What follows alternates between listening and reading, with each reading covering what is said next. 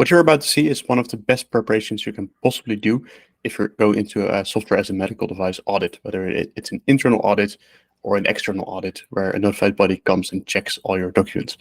I've been through a couple of these audits myself, found them extremely terrifying, and I wish I had access to this video a couple of years ago before I went into the first one.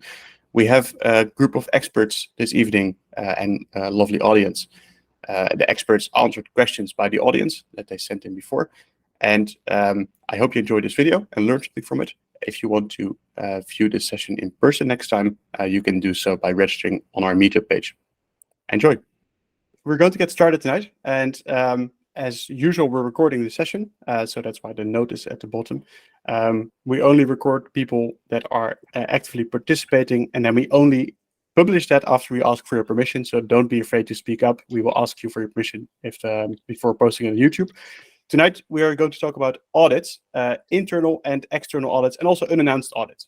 And why did we pick this topic? Well, typically, I pick topics that are dear and near to my heart. And let's put it mildly, the audit times in the year are never my favorite times. I'm like, I get very anxious and I'm like, oh no, what's going to happen now? It's a terrible time. And especially during the audit, the couple of days before the audit where you are trying to fix the last things. And definitely also after the audit, because there's a lot of stress in fixing things. Those are never my favorite times, but also I learn a lot. So I do appreciate that. Abtin, I'm going to mute you. That's okay. What I do find interesting is internal audits. So at my company, we've done internal audits in very different ways, and every time is different. And I would really like to see in this community how you guys approach it and how you could do it better. But with that, I'm going to talk about with Vincent about that. So you can see how that goes. That's going to be the topic of tonight. So I picked it because it's a stressful time to a lot of people. We now also have a YouTube channel, and hopefully new people that are new to the field can watch this video later and say, hey, I now see how other people approach this, and I'm more confident about going into this audit, especially as a lot of companies are going into the first MDR audits in the next year or two. So I hope this will be very useful to people that are watching the recording afterwards. Or if you're here for that topic tonight to prepare yourself for the next MDR audit, then this is also for you. So let's go here.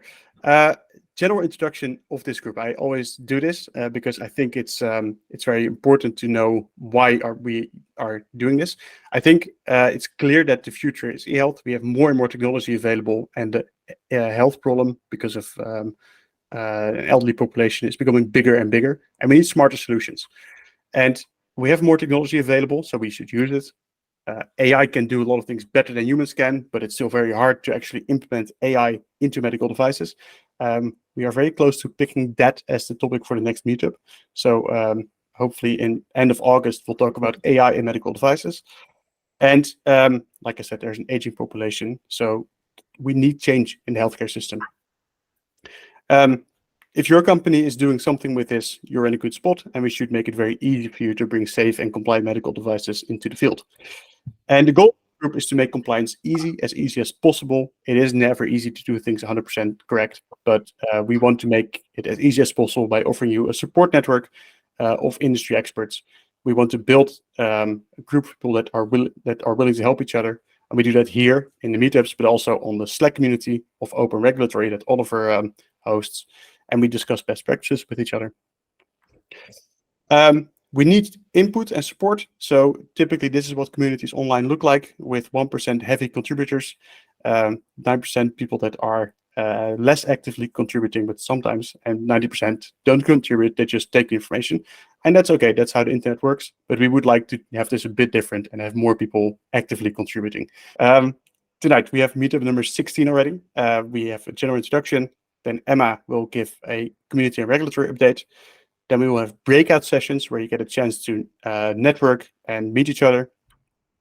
Then I'm going to have a talk with Vincent about the among other things, the worst audit experiences of his life. And hopefully that will be fun and useful, and you will learn something. We have a quick break, and then we have a panel discussion with 3 experts. So that's all a nice introduction, but let me also tell you a bit about me. I'm Jouke Waleson. I'm the CTO at Freelance. Since a couple of weeks, I stopped working for Easy some time ago, and I am now a part-time CTO. So if you have complicated technical problems, you can hire me for a couple of months, and I will help you either hire a team or solve a re-architecture problem, something like that. And if it's related to medical devices, I can also bridge between the technical side and the medical device side, the regulatory side. So please let me know if you're interested. I'm pretty booked already, but I think from August on, I have a couple of days that I can help you. And I started this group, I think 3 years ago, because getting certified was a terrible experience for me. It was super stressful. And then I figured out, hey, I'm not alone in this. There's a lot of other companies that also are in the same position. Let's find each other and help each other out. I'm joined since about a year and a half, I think, by Emma. Emma, please tell us something about yourself. Okay. Yeah, so I had exactly the same struggle as Jouke, and that's also how I found this meetup. And I was immediately so excited that I also wanted to help out and join and co-organize. My background has been for some years in an SaMD startup, and also really from scratch figuring out what to do with QMS and the technical files. So it really has helped also to have these meetups and the Open Regulatory Slack group as a building blocks of knowledge, really, to assist in the developing of those QARA files. And currently I work at MedEnvoy, and we are a regulatory authorized representative. So this is for the territories of Europe, Switzerland, or the UK.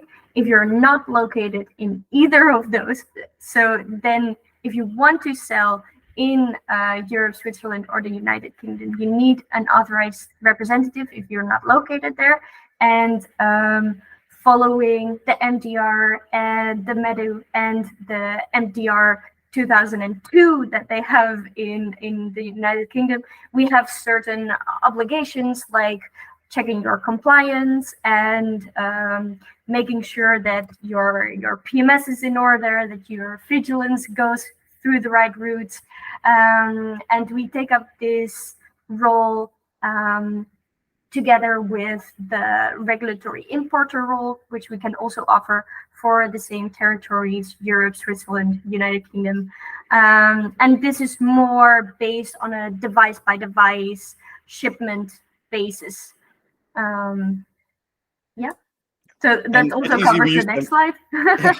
It's easy to use them as well, so that worked really well for us to go to Switzerland. Pretty hassle-free experience.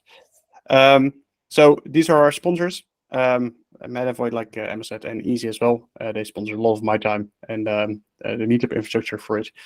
And we are still waiting for our MDR certificate, to be honest. So it's been a long time coming. All right, then Emma, are I supposed to do this slide? Yeah. So today we have as a main speaker Vincent, and we're gonna try a little bit of a different format with the main speaker. So normally they would prepare a presentation of 15 minutes, but now we're gonna have an interview, which is just every meetup we try to experiment with something new. So Vincent, you're our experiment. And then after that we have a panel session with Abtin, Vincent, and Aninja. And we have prepared questions, and the floor will also be open for the audience to ask questions. And next, I'm going to give some community and regulatory updates. So if you could go to the next slide. So the UK has published how it will adopt the timelines for the new regulation. And I'm curious, maybe by a show of thumbs up, who has to deal with these updates in the UK? Who sells there still? Well, this one is specifically for you then. If it's one person. Oh, okay, Monique also. So for the EU MDD and the EU AIMD, the certificate expiry is moved until the 30th of June or until the certificate's expiry date. Then for medical devices compliant with the MDR, the date that you can still sell in the UK is the 30th of June in 2030. And then for self-declared CE marked class 1 medical devices, it depends if it's self-declared against the MDR, then you also have until the 30th of June 2030. But if it self-declares against the MDD, so this should also already not be available in the market in Europe. But if it's up classified, then it can be on the market in Europe, and it can also remain on the market in the UK until the 30th of June 2028. And then for class 1 MDD devices, this can be placed in on the UK market only if it's up classified, so not anymore if it's only class 1 MDD. Okay, next slide. So just really quick, the FDA has just released the guidance for content of pre-market submission for device software functions. That sounds a bit complicated, but basically they mean medical device software, so also medical devices that include software functions. But for software as a medical device, this is also applicable. Next slide. And then big news on the AI Act. The members of the European Parliament approved the Parliament's stance on the AI Act, and now negotiations with the EU Council, EU Parliament, and the EU Commission will start to finalize the law. And again, in this law, in the draft text as we now know it, there are several risk classes, and class 3 high-risk devices will include most medical AI devices. And the AI Act compliance will be audited alongside the existing EU MDR audit. So if you have an AI medical device, that audit will become more complex, and it will be included in the CE mark you get after the audit.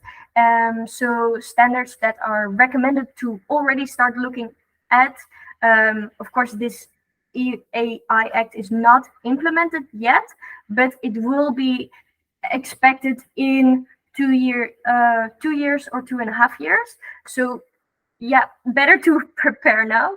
And it's recommended to start looking at ISO 42001, information technology on artificial intelligence and the management system around that, the application of ISO 14971, machine learning and artificial intelligence, and the standard on information technology, artificial intelligence, guidance on risk management. And Leon, correct me if I'm wrong, but those are 2 different standards. Yeah, the 34971 is developed by BSI, right, and AMI, so it's specific to medical devices. And the 23894 is developed within SE42, and the 23894 applies a risk management logic that's unfamiliar to us as medical device manufacturer and does not follow 14971. And that same risk management logic is also applied in 42001. And both of these standards are heavily debatable whether they actually will apply at some point in time for medical devices. And if you look at the last Parliament edition of Article 8A2, it's actually saying that all the requirements regarding high-risk AI devices shall be incorporated into the Union harmonization law. So that means that the requirements that actually are now in the MDR should be transposed into the, that are now in the AI Act should be transposed into the MDR. And that would essentially mean that the harmonized standards under the AI Act would not apply to us, and we would be able to use our own harmonized standards if they would cover the requirements set out by the MDR. And it could potentially be that certain standards might, it's all very unclear yet, but it could be that we wouldn't have to comply then with 42001, or only those parts that are relevant to requirements currently not covered by medical device standards. A development to be monitored, I'd say. And Vincent, can you maybe take a quick step at introducing yourself first? Sure. Yeah, I'm a senior consultant in QAR at MDProject. We're a Dutch company. We're not a large company. We're a little over 10 persons. We all have a very technical, practical background working at medical device manufacturers before. Myself, I started in non-active medical devices, wound dressings, bioresorbable implants, etc. But I have a history in software development and web development. So software as a medical device for me is like the best of both worlds. Nowadays, I'm also a trainer at NEN. They hire us to do some of their trainings on MDR, for example. I also give a training on medical device software development according to the 62304 and 82341, and some other training I'm not going to bore you with. As far as auditing experience goes, I have experience as being an auditee in those previous companies. And now I both perform internal audits at companies, so at customers, and I support them with their external audits. So we are present during notified body audits as some kind of referee sometimes. In a role where you can actually say something or where you cannot say something? Because I've also had observers. Yeah, it depends. You can have observers from notified bodies. They don't say anything. As a consultant, it kind of depends on how involved you are. If you have been working on implementing some processes, or if not, then you have to keep quiet a little bit more.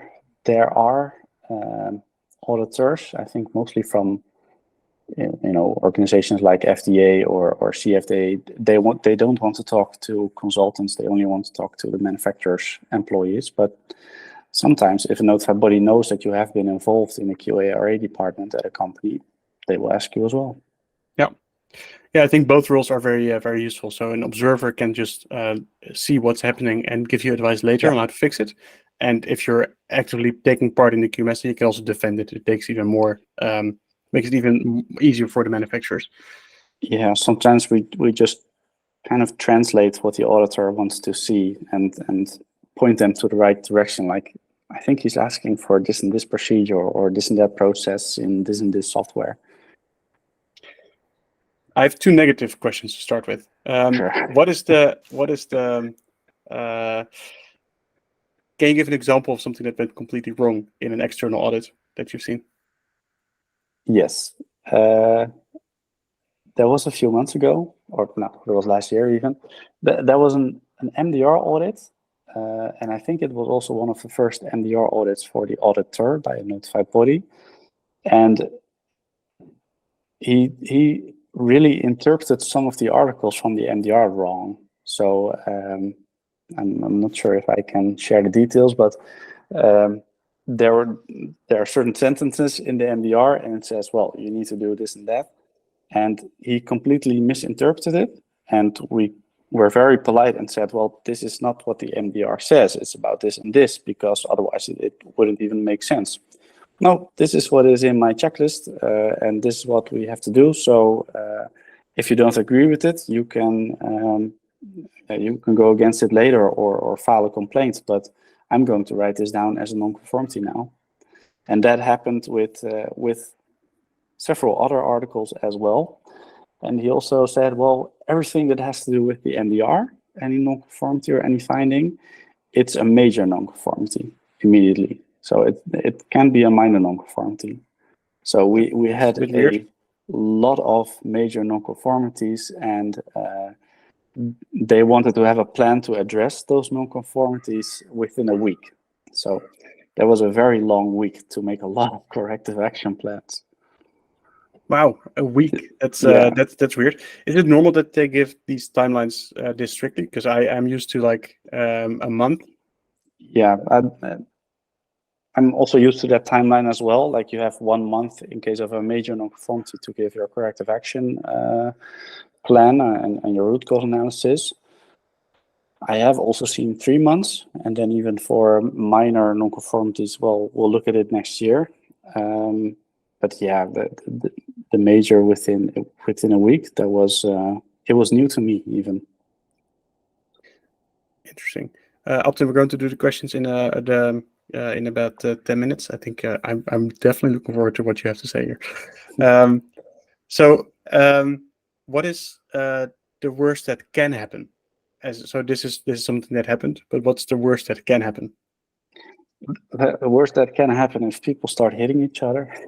No, that won't happen. I think the worst thing that can happen is that I think when the auditor concludes that the audit just can't continue because it makes no sense, because there's a hostile environment or because the company is not cooperating, it is just impossible to continue with the audit and complete the audit agenda. I think you can do that as a company as well. Say, I'm going to stop the audit, Mr. Auditor or Mrs. Auditor, because I don't feel comfortable here. But if your auditor makes that conclusion, I think there's a big screw up.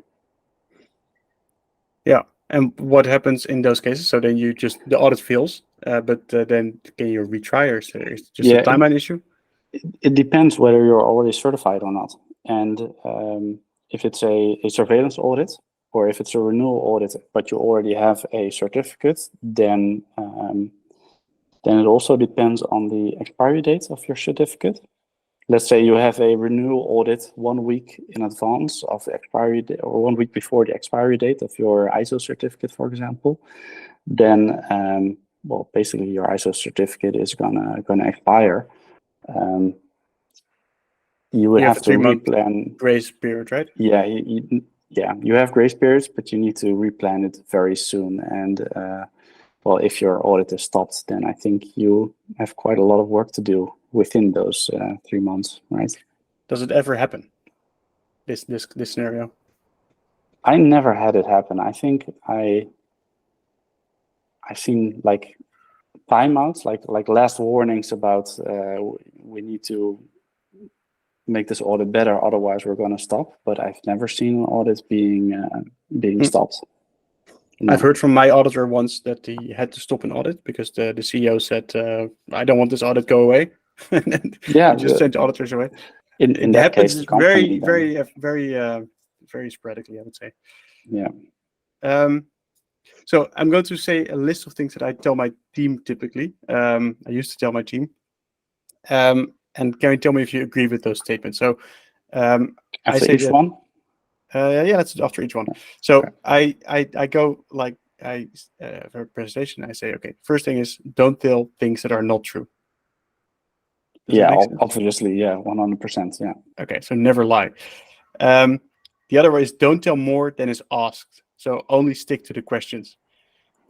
Yeah, it does depend on the question, because an auditor can also ask, please describe this process to me. And then, I mean, you have to kind of decide, okay, how much am I going to tell about the process? But if it's a closed question, like how do you address this or this, very specific part of a process, then just describe that. Otherwise, you're going to start blabbering, and it's an opening for the auditor to, not even an opening, it might lead to new questions to the auditor. Okay. I've seen people explain a lot, and that shows to them, that it shows the auditor that they really own their topics, which can be good.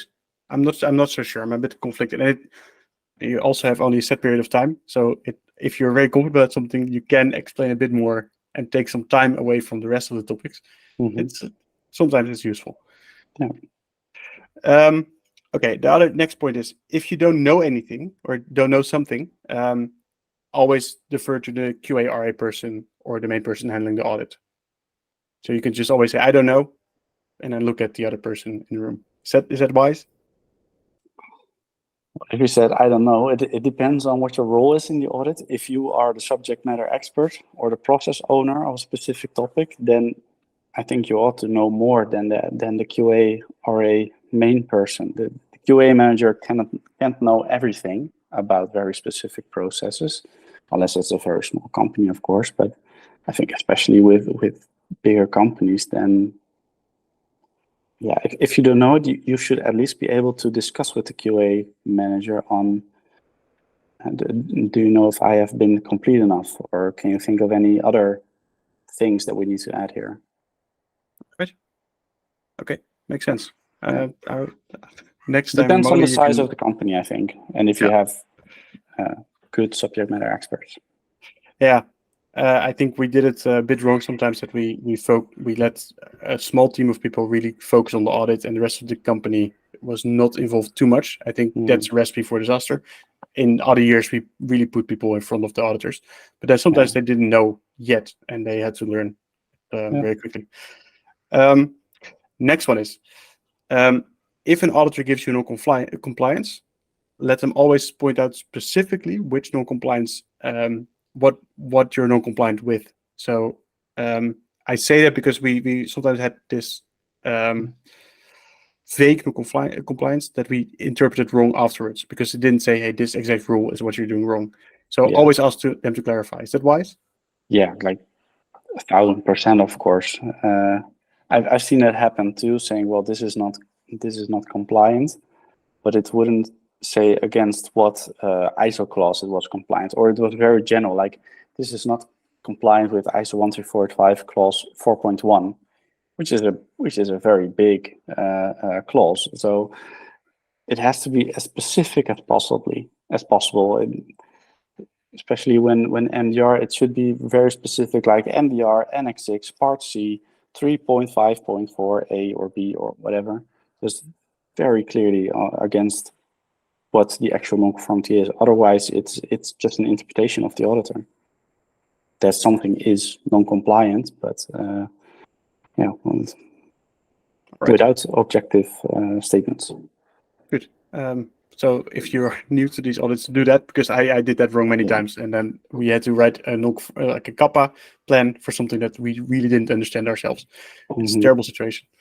The other is, don't show more than is needed. So only show the exact relevant parts of your documentation, and not like browse on an open screen through all the possible documents that you might encounter. This again depends on whether it's an open question by the auditor. Show me how you set up your technical documentation. Is very open. You give them an overview. Otherwise, sometimes, especially lately with digital audits, previously years ago, when you had paper-based audits, you would have ordiners with printed procedures. You would pick one of the prints out, hand it over, and they could easily read through. And they could look for what they wanted to see. But now with digital audits, you are more in control of the screen, whether it's on-site or off-site. Sometimes you don't know what the auditor wants to see, so you start just showing a very general idea, maybe the process flowchart, if that's there. You have to get a kind of feeling what the auditor wants, or if you could show less or skip the very touchy subjects that are very touchy. Okay, makes sense. And the other, I think, is a no-brainer, and I think we can do it quickly. So I always tell my people, you have to be 100% available. So keep very alert and look on Slack or whatever you use internally all the time, because if we need you in the audit, you have to be there within a couple of minutes. Yeah, this is a big part of preparation. I would always, if there's an audit agenda and I would know like the time schedule, I would inform people this and this time you need to be available, and you need to be there in the room. Even when you're not asked, just this is your topic, you need to be there. And I have seen people, especially with performing internal audits, they were slacking very much, and they were like, yeah, I'm just going to get a cup of coffee and I'll be there in 3 minutes. And I'm like, no, this is an audit. You need to, I know it's an internal audit, but we still have a time schedule to go through. So if you do that with an external audit, then that's a recipe for disaster as well. auditors Yeah, want. get a very unfriendly yeah, atmosphere. it's unfriendly. Yeah. Good bridge to the next one. How are internal and external audits different?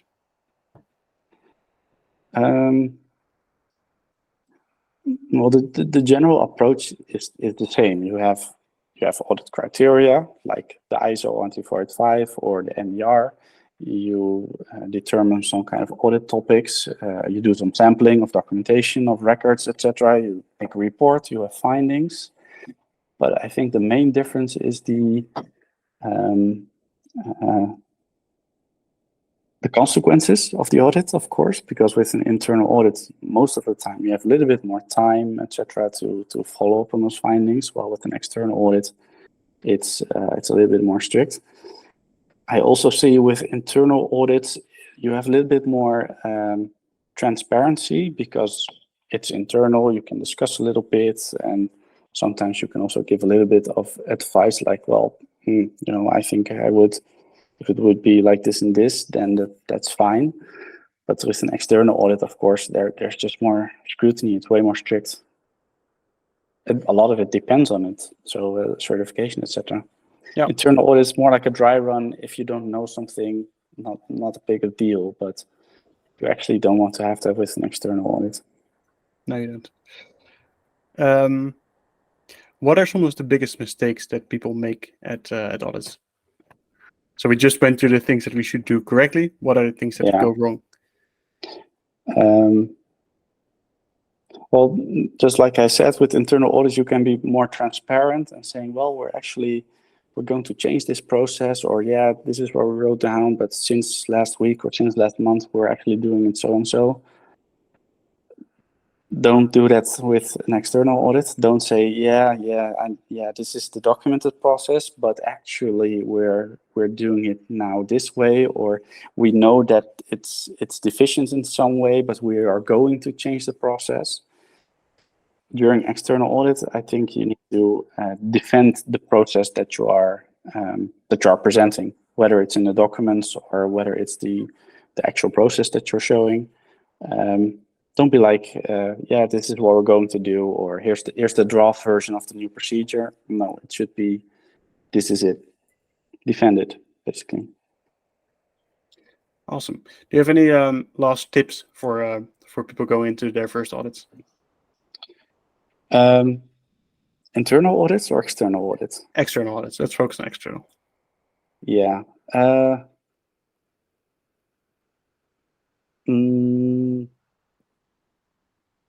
Well, do an internal audit as a dry run, and even with internal people or external people, just do it as a dry run for your external audit. Especially helps to when you have all these other people like process owners, etc. Use the internal audit as a dry run for the external audit.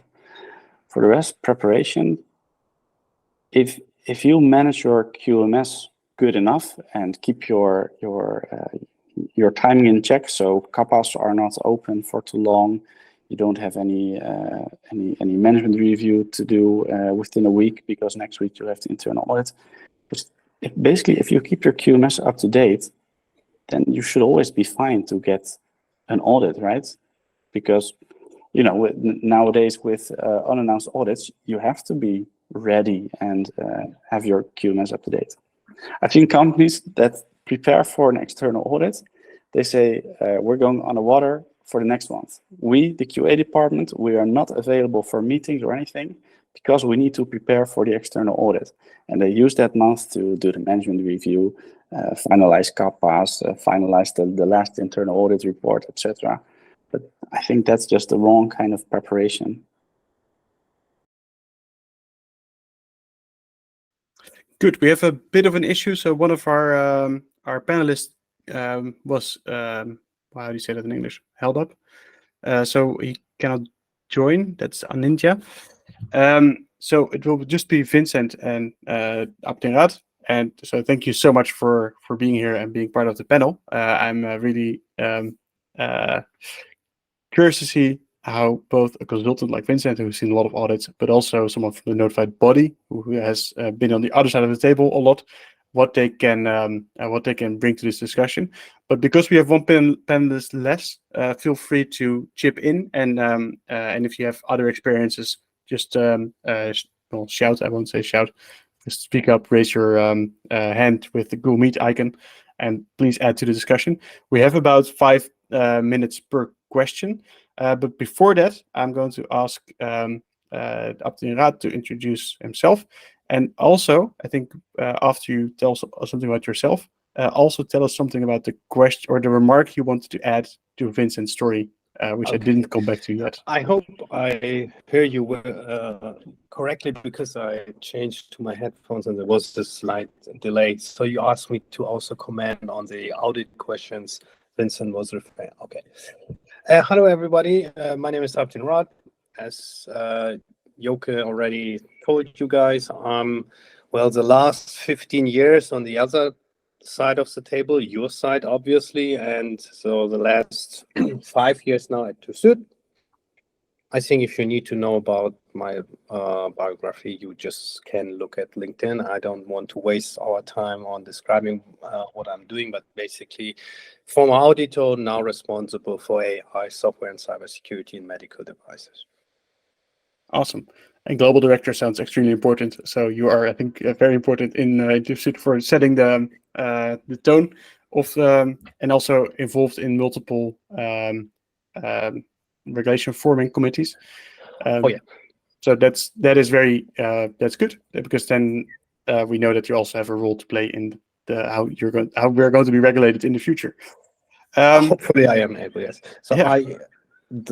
So it does sound like a lot, but I come to that later on, and I don't want to be impolite to our regulators, but I'm chairing the new technology working group, which is the group discussing from the notified body's point of view to the EU Commission.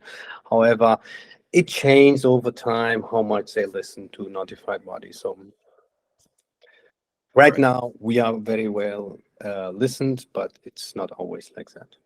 All right, good. And you wanted to chip in at Vincent's story. I'm not sure if you remember which topic it was. I forgot. Unfortunately, I'm either old or stressed. I almost forget what I wanted to tell you guys. But if I remember, it was something regarding the response time, right? Response time. Yes, exactly. Yes. Well, this is quite so. This side comment, black sheep always exist, and that could be either someone do it on purpose or just not knowing. It can happen always, but beside of that, what is a response time to non-conformities is defined in 70021 standard, which notified bodies are certified against. So they should be defined timelines when you are supposed to respond. To suit it's 60 man days for response time for the plan, how to you and closure of the major non-conformity within 60 days time, starting from the day of end of the audit, and the minor non-conformities is 30 days until you are supposed to provide a plan how to fix it. For major non-conformity, it must be closed within the 60 days. There are timelines in the quality management system of the notified body, which tells you when you're allowed to reduce it for whatever reason, but it's not like an auditor can wish to do it the way he or she to do. So how would you respond to one of these notified bodies? It's quite clear. Whatever a I mean, you started it already, correct? You say whenever a notified body auditor comes to you, he raises a non-conformity, he or she needs to explain to you what non-conformity he's referring against, because I observe it myself very often, is that sometimes people unquestioned take whatever the auditor says. Please, guys, understand, an auditor is an external guy. The external guy usually have some dedicated understanding of what he's auditing right now, because he need to have that professional experience. So I cannot be a chemical guy and audit software. That's not going to happen. However, these guys are not the absolute cracks into one thing that are auditing. It's you are the experts. So please behave that way. These guys are there to challenge your quality management system. Of course, they will do everything possible to challenge your quality management system because this is their job. They must do that. It's not like they are sadists and like to do that to annoy you. It's a job. They must do that. And how you do it, you ask stupid questions. Sometimes this stupid question, you like them. Sometimes it makes sense for you, but this is his job. And whatever he say or she say, that needs to be traced to a requirement in MDR, ISO 1345, 4971, 62204, 82204-1, whatever standard applies to you right now. So the same applies to a requirement on responding on time. Then the same question is, please explain to me where is the requirement within your quality management systems that I have to decide to respond to this finding according to this time frame. Boom. Clear answer. Please. Thank you. And please, I can always again repeat, don't take these words one-to-one. Of course, don't be it's always a matter of respect how you guys dealing with each other. The same, the auditor has to respectfully audit you. You need to also be on the opposite side. But his job is to challenge you, and he asks questions to challenge your quality management. So if you say yes, then he can only take your answer as correct, right? He or she is not the absolute correct. If you say yes, okay, we do it, then here, well, I was obviously right. Awesome. If that's not true, answer accordingly. Thank you so much. Great intro, and also seeing your perspective makes a lot of sense. So let's go with the first question, and we're going to start with Vincent. So what do you expect? What can you expect as a company from a stage 1 and a stage 2 audit? At stage 1 audit, it's mostly about the documentation. So do you have the documentation in place? Have you designed your QMS system according to the standards that are applicable for you? And with stage 2 audit, it's more about the implementation of the QMS. So you have already designed your procedures, your processes, etc. Stage 2 is more about, okay, well, you have designed an internal audit procedure. Did you actually do an internal audit, and did you do it correctly? Did you do a management review? Do you have some CAPAs that demonstrates that your CAPA process that you designed, if it actually works? And you do that by checking the records. So stage 1 about the processes, stage 2 about the records coming out of those processes. Yeah, you can already check records during stage 1 audits, but I think that the focus is more on documentation on stage 1 and the implementation on stage 2. Is it always the case that a stage 1 is remote and a stage 2 is in person? No, that depends on the certification body or notified body. I think they have their own policies mostly about it. I think maybe during Corona it was a little bit different, but I don't think there is a general rule or anything that stage 1 is remote and stage 2 is on site. Now, for Emma, they're both remote, yeah. Probably in COVID times. Yeah. Abtin, can you share anything from your perspective? Yeah, I would not divide it or distinguish between document and process part. The objective of stage 1 audit is completely different than the objective of stage 2 audit. There are basically 2 ideas behind it. One idea, which is a nice one, prepares the manufacturer for the actual audit. So what you want to do is to prepare the manufacturer to have the absolute minimum ready. So at the end of the audit, you do not write a recommendation to not certify this company. You want to avoid this. So by this, you perform a stage 1 audit, and the stage 1 audit is supposed to check if your quality management system fulfills what regulators want, what standards want. And this is very important. And this is something my experience observed very often not working perfectly fine. If you also have something that explained how yourself going to work, right? Some additions. Manufacturers are very good because you guys have a lot of engineers. Engineers like to make everything complicated, so they add some additions to it. And this is critical because in the stage 2 audit, we check if you do actually what you are defined, you are supposed to do extra. So come back. So stage 1 audit is all about, is your quality management system in place? Does it fulfill the requirements in standards and regulations? Number three is, do you, and this is again, not only, you cannot divide, this is until here it's processed, then starts the documentation part. You need to have, this is a must, you have to have an internal audit. Why? Because you guys are the experts. You are supposed to do a full internal audit, and the result of your full internal audit should be, we have passed the requirements, or we fulfill the requirements according to 13485. This should be the result of your audit, internal audit. And the second thing was the auditor looks at stage 1 audit, if there was a management review, and that's something I very often miss during my time, especially with startups, is the management review should be there, and they should then decide based on objective evidence, and part of this objective evidence is of course the internal audit report, that the you are fulfilling the requirements of regulatory requirements and standard requirements, and they recommend, well, going into the market with the device. That's the management review decision. They say, yeah, we are fully in compliance, we can go. And the auditor comes in stage 1 and check if whatever the management review have decided and the internal audit has shown is true by or not by sampling. Interesting question. I saw a LinkedIn post last week, I think, that FDA in the US cannot check the contents of your internal audit reports and also of your management review. Is that true? And is it also the case in the MDR? I'm sorry, I didn't hear you correctly. The FDA cannot or can? Cannot look at the contents of your management review and also not of your internal audit, because they say that's internal processes and that's not for us to review. That's not true. I mean, I cannot think about FDA would ever say that, because the FDA is following the MD sub program, right?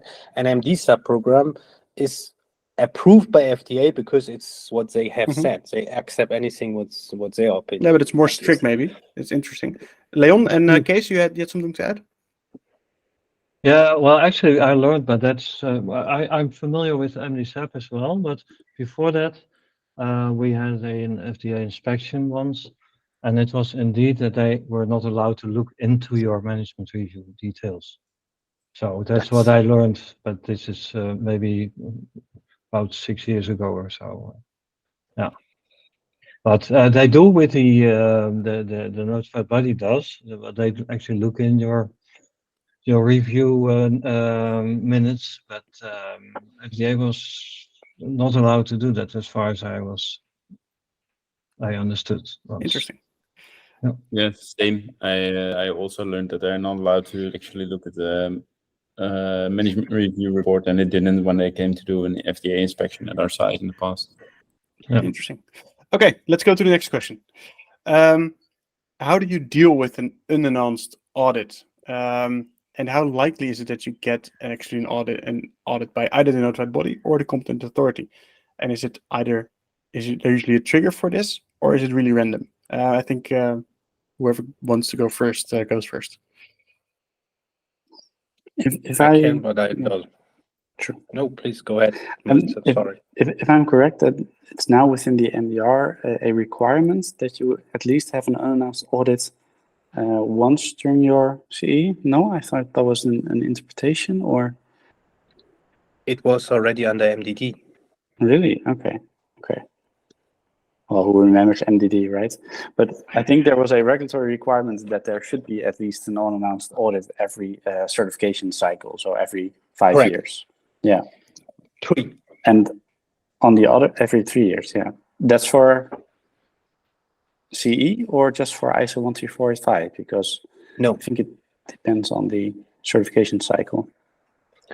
So the unannounced audit requirements is only an MDR or MDD requirement. It is tracing back to the BIP scandal in 2013.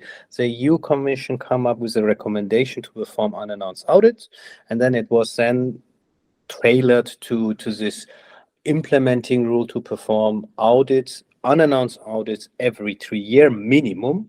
So this was a requirement under MDD to perform it, and you must do it at least once in every 3 years, and you are allowed to increase it in case of high risk device, and you are justify why you do it more often, and also when you have frequent non-conformities with this customer, or there are reasons for critical incidences happening with the device, and all of that, of course, trace back to the beep scandal. Is it actually followed? Because we haven't had one in 4 years or so. That's what the regulators request, but at the same time, notified bodies has been reduced from, I don't know, 130 before MDR and with MDR to, I don't know, 30, 40. So the regulators have come up with this requirement, but maybe do not consider that this must be done by some authorized people. So where should we increase our personnel by 200%? Simply not possible. Simply not possible. So I know that all notified bodies are struggling to do that regularly, but we usually do it at least within that certificate schedule that is supposed to do, because otherwise we are not even allowed to plan an audit without showing that we have done it within that period. So, interesting. Yeah, we must do it. It's not like we like to do it. And many manufacturers are not very happy when someone out of nowhere stands at the door. But yeah, then again, are we happy with it? No. Can we change it? No. How's it for you, Vincent? Do you get a phone call in the middle of the day like, hey, there's an auditor here. Can you please come by and help us?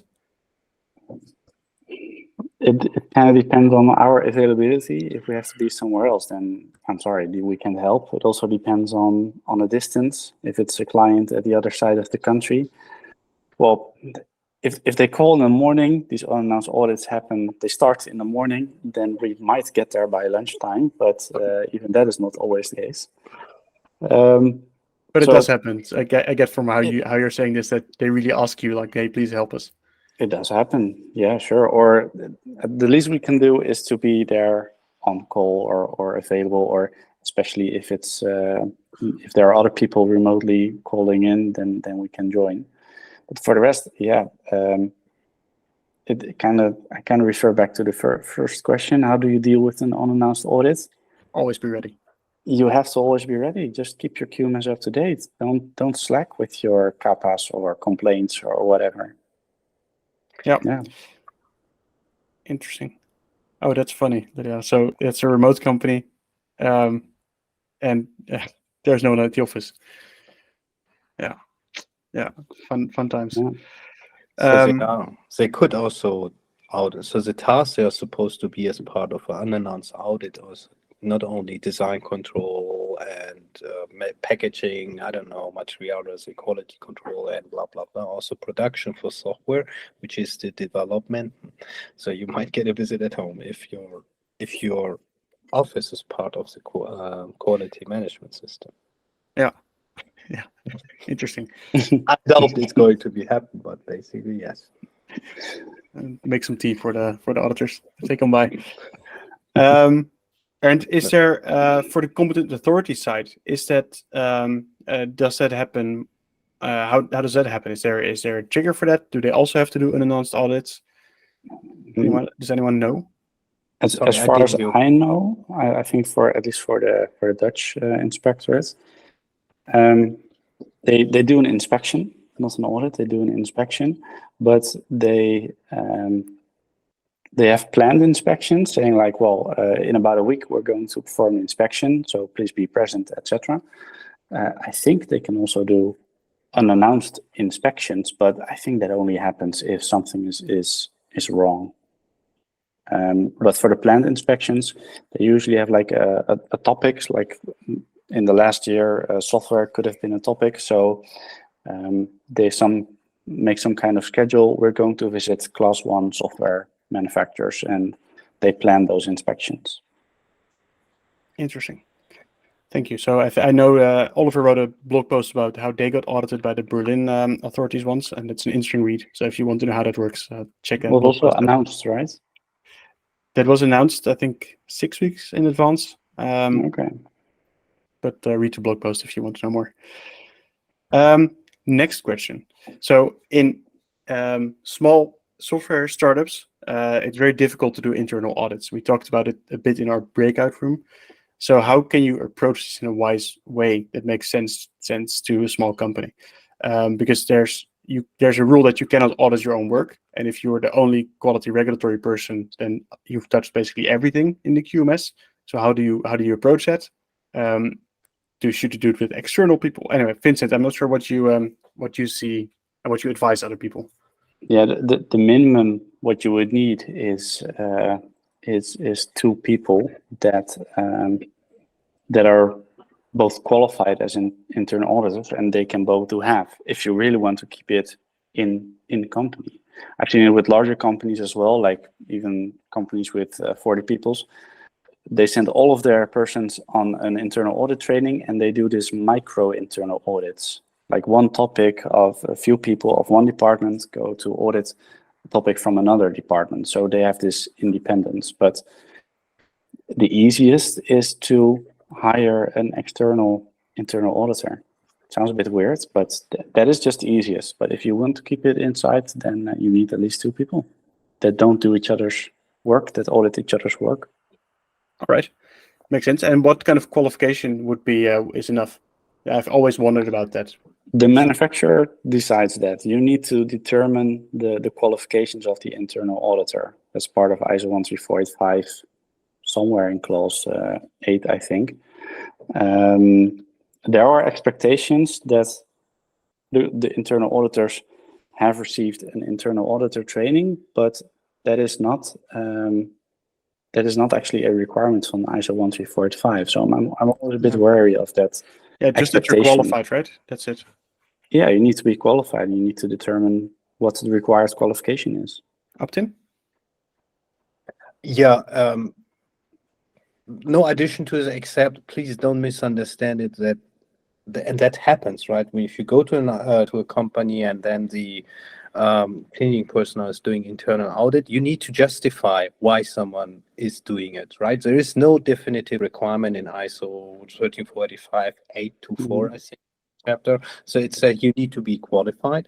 The qualification must be according to chapter 6 point blah blah blah, human resources and qualification of personnel, and it should make sense, right? You cannot say a cleaning person can do audit. That would be difficult to justify against the auditor. But there is no define. You need to have a certificate for, I don't know, for a QMB or QMA or QMF. Right. So self-study, we got away with self-study the first time. We just said, well, we had some people that really worked on this for a long time. They did self-study. We trained them we checked it. It was good enough. And I do like that. I think, I'm not sure what you guys think about that. I think we have a bit of a certification disease in the community that it feels very safe that you have a certificate. You got an external training for half a day, and then you get a nice certificate with like a signature beneath it. Yeah. And in practice, there's very few people that if you do self-study for a bit and you really focus on the topic, in my experience, it typically adds more than just like a course of a couple of hours. I think the most important qualification is that you actually, or the best qualification that you have is that you are actually experienced in audits, even as an auditee, but just so that you know how a audit is performed. Because if you just have half a day training, what if you're completely new to the field? On your second day of your medical device job, you're going to do a training for internal audits, and on your third day, you're going to perform an internal audit. No way that you're going to perform well in your internal audit. No, you need to have experience.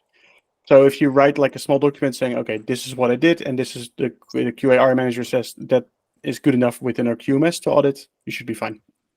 Yeah, like a CV, basically a copy of your LinkedIn profile and a conclusion by the QA manager or quality person. Yes, this complies with our qualifications for internal auditors. Awesome. Good. Let's go to Q4. How deep are, like on the technical side, how deep are auditors going to dig, and what kind of questions are we going to ask? So there's, of course, the technical documentation review, which is also sort of an audit. And then there's the quality management audit. And I think what can you expect in a quality management audit about the how your product actually works? Am I being questioned or? I think you're the best You are person to both. answer You are this. both the questions, and that depends on who answers first. Well, it depends on which regulation you are auditing. If you are lucky enough and are part of an MD sub audit, well, no, you don't get that deep because the time is just not sufficient to ask any detailed question. And I think it's a pity. In MDR, MDD, and IVDR audits, of course, usually you come deep enough to really go into the source code. That's very often happened with me, but it depends also on auditor where he she sees his strengths, right? And for this reason, why you are supposed to change the whole audit team within one certification period of a manufacturer, so you have different people asking different questions. So it depends on the auditor and also the regulation. And how does it relate to the technical documentation review? So, because I can imagine that in the QMS you also have technical questions like, okay, you have a software development process. How do you follow that? What kind of things do you check? But then there's also the technical documentation side where you check the clinical claims, those kind of things. How do they relate? So usually the audit is more process related and what you create as an output, right? Usually that's the audit part, and the technical part is product related, where you check the product itself, how it was developed. For instance, let's take a software as a medical device, and you check the software lifecycle. Usually during audits, that's not something you check during the TD review. Then you go into the development itself, development planning. This is something you would check on both sides because it's process part and also a product part where you check what comes out of the development planning. And then you go to the actual development. This is only part of a TD review. Usually the auditors do not have enough time to ask really development or coding question during an audit. Then you come in the verification part. This is also related to both sides. So you do during audit, you ask actually, okay, there was this change request. How did you implement it? Can we go to the change request in Jira or wherever you have documented and look at source code and what was actually implemented? Does it fit to the change request? And then you check the test result. Usually you do not check it during audit. You check the result of the verification and validation, and then those clinical aspects are usually to 90% TD part. All right. Anything to add, Vincent? No, I guess that's very sufficient. I have a recent experience where the project manager from the notified body who performs the audits is also one of the tech file reviewers on very specific topics. It was on sterilization, I think. So we also saw that during the audit that he or she asked more questions about a very specific process simply because that was their competence, that was their expertise. Yeah, and I think our auditors always say that it's sampling, and of course, if they know something about something, they're sampling more there. So I think it makes sense. It's okay. It's all right. Yeah. However, it must be according to the audit plan, right? Usually, adapting away from it is something we try to avoid.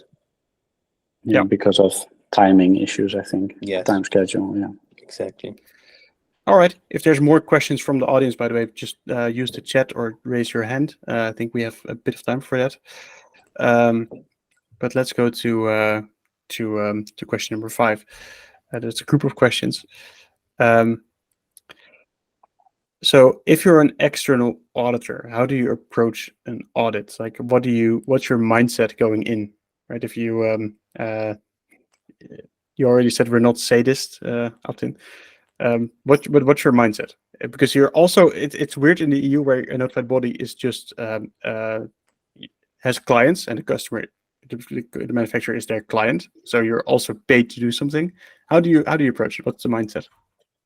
So when you start to do an audit, it starts with whatever we requests from you guys also apply to us themselves. We need to plan an audit, right? So the audit planning is unfortunately a significant portion of our actual audit time we are spending on an audit. So there are requirements we must ask: management review, internal audit, CAPAR, all these things that are essential. We have to always audit, and then the rest we can sample. And the sample must be done that usually not usually. We, at the end of 3 years, we need to run through all chapters of ISO 13485. That's something we try to do. Sometimes we, in the initial audit, we concentrate, I don't know, usually on everything, because you have to audit everything. And then during the surveillance audit, you can sample what you are looking at the end. So it depends on last audit findings. So whatever we plan for this year's audit depends first what we must do, what we have found in last year audits, and then there is additionally a action item list, right? So we are supposed by our certification body are enforced to look at this action items list, and this action item list are requirements we need to audit additionally, and then the rest is basically sampling. And sampling is either done based on what experience they have, what they think might be an issue in audit, and yeah, that's all. And then we start the audit. And what question is usually depending on the type of auditor. You have those who like to freestyle, they start with audit and work themselves into one topic. You have others, they stay only on high level and don't go that deep. It's not what we train to our people. We train them to start with a high level and go into the depths during an audit, but it's audit specific, auditor specific how they approach it. Usually some people will stay on top and go deep a little bit. Some people just go really a straight line down through the audit time and go deeper and deeper and deeper. It's depending on audit. Thank you so much for paying attention, and especially thank you, Vincent and Abtin, for your wisdom tonight. I appreciate it a lot. We are putting the video on YouTube in a couple of weeks, and I wish you a fantastic summer. And we'll see you on hopefully August 30, and we talk about AI in medical devices.